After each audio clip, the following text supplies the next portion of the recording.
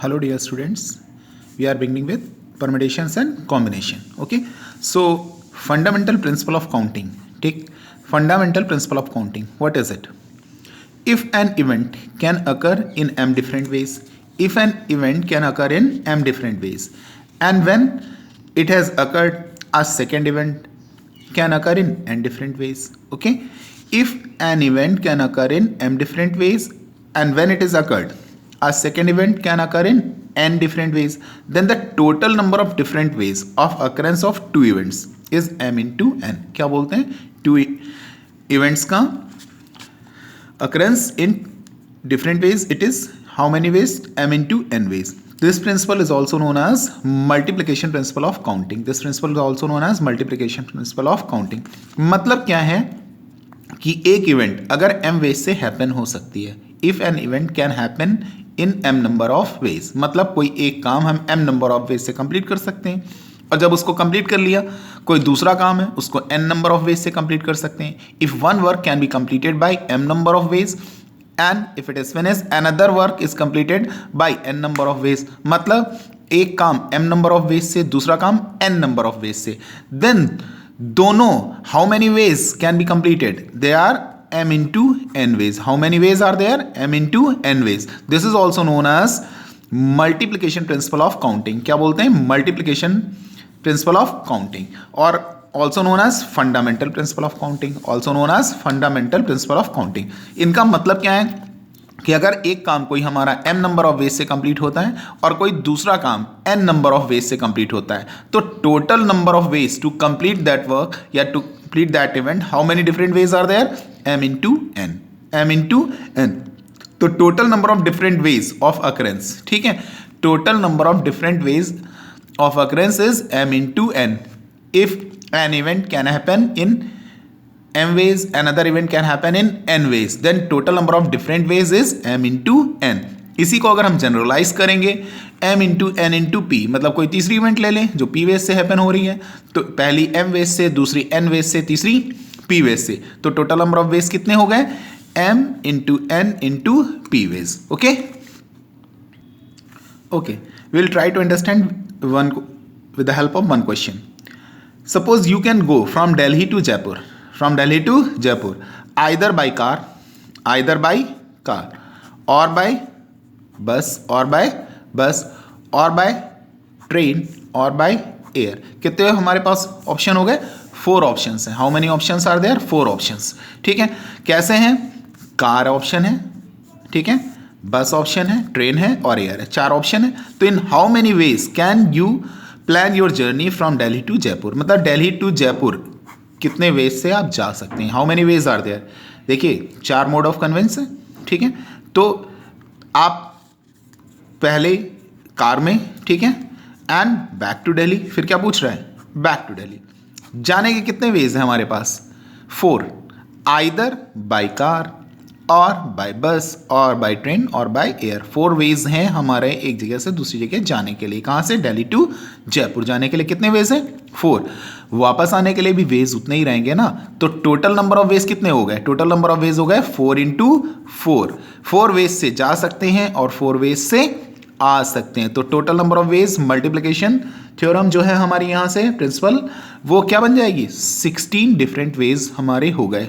ठीक है, and this can be done if one work is completed by m number of ways, it is done. Another work can be completed by n number of ways, then total number of different ways to complete that work is m into n. तो 4 into 4 that is 16 ways. Clear? अब इन्होंने ये बोला कि मान लो condition है कि जिस वे से गए उस वे से नहीं आएंगे, वैरायटी चाहिए. बोले कार से गए थे, अब बस से आएंगे या ट्रेन से आएंगे या प्लेन से आएंगे, बाय एयर आएंगे. तो जाने के वेज तो 4 ही रहे, ठीक है, जाने के वेज कितने रहे? 4. लेकिन रिटर्न के बेस कितने हो गए हमारे पास? 3. मतलब जाने के वेज 4 हैं और आने के वेज कितने हो गए? 3. क्यों? Because you can not return by the same mode of transport. ठीक है, अब कंडीशन है ना कि हमारा मन नहीं है सेम मोड ऑफ ट्रांसपोर्ट से आने का, तो जाने के तो 4 वेज और वापस आने के 3 वेज. तो टोटल कितने वेज हो गए? 4 इंटू 3. ठीक, तो number of ways to go कितने हैं? 4. और number of ways to return, कितने हो गए 3, 4 वेज जाने के, 3 वेज आने के, तो total number of different veg कितने हो गए 4 × 3 = 12. Second question. A lady wants to select one cotton saree. A lady wants to select one cotton saree and one polyester saree. ठीक है, एक कॉटन साड़ी सेलेक्ट करनी है और एक polyester from a textile shop. If there are 10 cotton varieties, if there are 10 cotton varieties and 12 polyester varieties. ठीक है, उसको क्या है, एक कॉटन साड़ी लेनी है और एक पॉलिस्टर साड़ी लेनी है. ठीक, 10 कॉटन वैराइटीज हैं, 12 पॉलिस्टर वैराइटीज हैं. In how many ways can see choose 2 saris. ठीक, पहली साड़ी चूज करने के लिए उसके पास कितने वेज होंगे, कॉटन साड़ी कितनी है 10, तो she has 10 ways to select, कितने हैं 10 ways to select cotton sari. She has 10 ways to select cotton saree. Okay, and then how many ways, 12 ways to polyester. भाई कितने वेज हैं, एक ले लेगी कॉटन की, दूसरी ले लेगी, तीसरी ले लेगी. ठीक है, तो how many ways are there, 10 ways. 10 ways to select a cotton sari, 12 ways to select a polyester sari. अब दोनों का क्या हुआ, मल्टीप्लाई. क्यों, if one work can be completed by m ways, another can be completed by n, then both m into n ways, that is 10 into 12, 120 ways. Clear है. अब ये बोल रहे हैं if she has a limited budget, budget उसका limited है. If she has a limited budget, in how many ways can see choose one sari. Limited budget हो गया ना, अब एक साड़ी चाहिए, तो आइदर पॉलिस्टर और cotton, either cotton or polyester. तो जब आइदर और का केस हो, आइदर और, तो वी ऐड, क्या करते हैं, वी ऐड देम. ठीक, एंड के केस में क्या करते हैं, we multiply them, we multiply.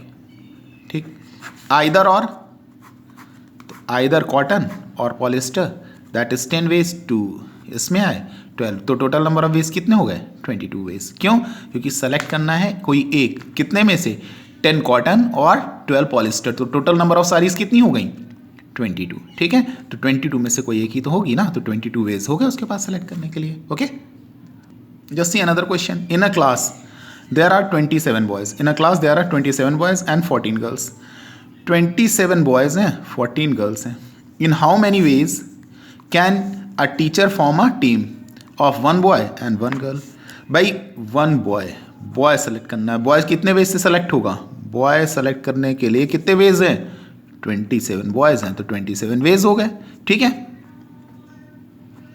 Girl कितने वेज से सेलेक्ट होगी, गर्ल सेलेक्ट होने के लिए 14 गर्ल्स हैं, तो 14 वेज हो गए. ठीक है, सेलेक्ट नहीं कर रहे हैं, वेज बताते हैं इसमें हम लोग. ठीक है, तो 27 वेज हैं to select a boy, 14 ways हैं टू सेलेक्ट अ गर्ल. ठीक, तो 27 इंटू 14 क्या हुआ, टोटल नंबर ऑफ वेज ना, m वेज से ये सेलेक्ट हो रहा है, n वेज से ये सेलेक्ट हो रहे हैं, total number of ways to select that is 27 into 14, 378 ways. ठीक है, 3 persons enter a railway carriage, 3 persons enter a railway carriage where there are 5 vacant seats, 5 vacant seats. In how many ways can they seat themselves?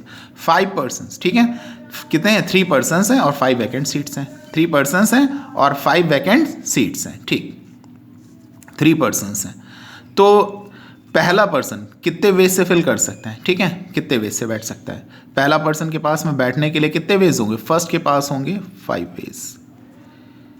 First person can be seated by how many ways, 5 ways. भाई 5 vacant seat है, वो enter किया, उसके पास 5 option है, 5 seats उसको दिख रही हैं. देखिए ध्यान से, ये आया 1 2 3 4 और ये 5 मान लेते हैं, 1 2 3 4 5. ठीक है, पहला पर्सन है, कितने वेज हुए उसके पास में 1 2 3 4 5 वेज, 5 में से कोई भी सेलेक्ट कर सकता है. दूसरा एंटर किया, दूसरे के पास क्या हुआ, अब एक वे तो कम हो गया ना, 1 2 3 4 वेज बचे. ठीक है, तीसरे के पास आए. ठीक है, तीसरे के पास कितने बचे 3 वेज. तो फर्स्ट पर्सन के पास जो नंबर ऑफ वेज हुए कितने हुए 5 वेज, इसके पास 4 वेज. ठीक है, और इसके पास 3 वेज। मतलब ध्यान से समझिएगा, पहला पर्सन आया वो बैठ गया, किसी एक में 5 वेज थे टोटल, उसके पास 5 में से किसी भी चेयर पे बैठ सकता था, किसी भी सीट पे बैठ सकता था, तो 5 वेज हुए। दूसरा आया उसके पास 4 वेज हुए। क्यों? क्योंकि एक तो फिल हो गया ना, बचे कितने 4। अब दूसरा बैठ गया, बचे कितने 3। तो 5 4 3 टोटल नंबर ऑफ वेज कितने हुए 5 4 3। ठीक है, टोटल 60 वेज हो गए। क्लियर है? Now next one, how many words can be formed, how many words can be formed out of the letters of the word magic. Magic एक कोई word है, उसके लेटर से हमें वर्ड बनाने हैं। कितने लेटर का वर्ड है 1 2 3 4 5 लेटर वर्ड है, कोई रिपीट नहीं कर रहा। ठीक है, तुमसे बोल रहे हैं taking all the letters at a time, taking all the letters at a time. तो all the letters at a time पहले को कितने वेज से फिलअप कर सकते हैं 5 वेज से, दूसरे को 4 वेज से, तीसरे को 3 वेज से, ठीक है 2 वेज से, 1 वेज से, जो लास्ट है ना, पहला दूसरा तीसरा चौथा पांचवा। मतलब फर्स्ट को 5 वेज से, दूसरे को 4 वेज से, तीसरे को 3 वेज से, चौथे को 2 वेज से, पांचवे को 1 वेज से। 1 वेज रहे ना, ठीक। तो टोटल नंबर ऑफ वेज क्या हुए 5 × 4 × 3 × 2 × 1, दैट इज 120। ठीक भाई, देखिए 5 लेटर वर्ड है, ठीक है।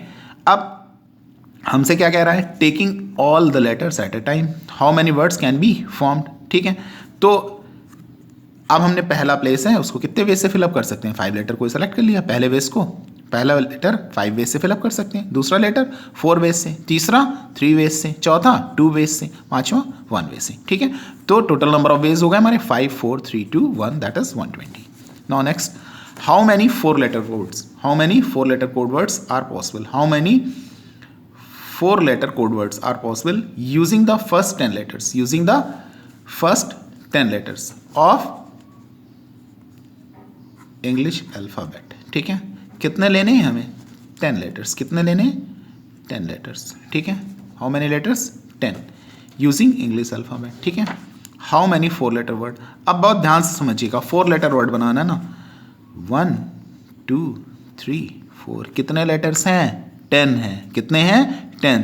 तो पहला प्लेस कितने वेज से फिल होगा 10 वेज से, दूसरा 9 वेज से, तीसरा 8 वेज से, चौथा 7 वेज से। तो टोटल नंबर ऑफ वेज कितने हो गए 10 × 9 × 8 × 7, that is 540। Okay, in the same question if it is saying letters can be repeated, अगर लेटर्स रिपीट हो सकते हैं तो भैया वेज कितने थे 1 2 3 4। ठीक है ना, पहला हम कितने वेज से फिल कर रहे थे 10 वेज से। ओके, अब ये फिल हो गया तो ये वाला लेटर नहीं यूज कर रहे थे, but now the condition is letters can be repeated, letters can be repeated. तो ये भी तो 10 वेज से फिल होगा, फिर ये भी 10 वेज से फिल होगा, और ये भी 10 वेज से फिल होगा। तो टोटल नंबर ऑफ वेज कितने हुए, ये हुआ 10 वेज, ये हुआ 10 वेज, हाँ ये भी 10 वेज, ये भी 10 वेज। तो टोटल नंबर ऑफ वेज कितने हुए 10 × 10 × 10 × 10, टोटल ये बन गया हमारा। ठीक है, क्लियर है।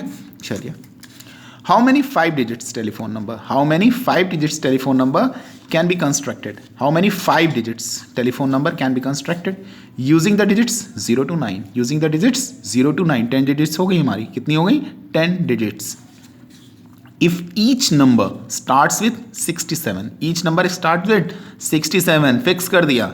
कहाँ से स्टार्ट कर रहे हैं 6 7, तो 2 नंबर फिक्स हो गए। तो परमिटेशन किसका देखते हैं, जो फिक्स है उससे नहीं, मतलब जो बच रहे हैं उसका होगा। ठीक है, and no digits appear for more than once, and no digits appear for more than once. ठीक, एक डिजिट्स एक से ज़्यादा बार अपीयर भी नहीं होगी। मतलब क्या है, दूसरे वर्ड्स में बोल रहे हैं repetition is not allowed, no digit appears more than once, मतलब रिपीटिशन इज नॉट अलाउड। तो भाई 2 डिजिट तो पहले ही हटा दी, स्टार्ट्स विथ 6 7। ठीक, बची कितनी 8, बची कितनी 8।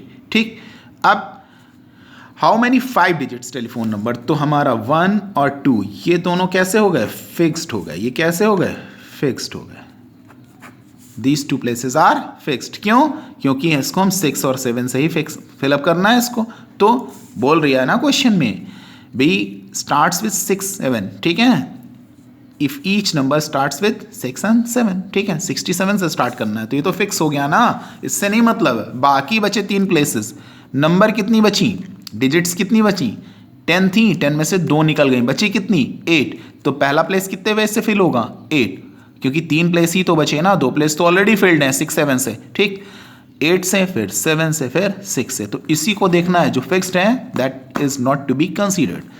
8 7 6, तो 8 into 7 into 6, that is 3 6 6. Okay, that's all.